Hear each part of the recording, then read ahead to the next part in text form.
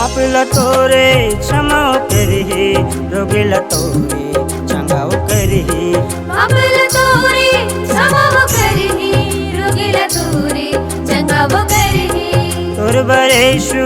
लहू बहाए तोरे गुनाला माफ करही तोरे बरेशु लहू बहाए तोरे गुनाला माफ करही राजा भैया गा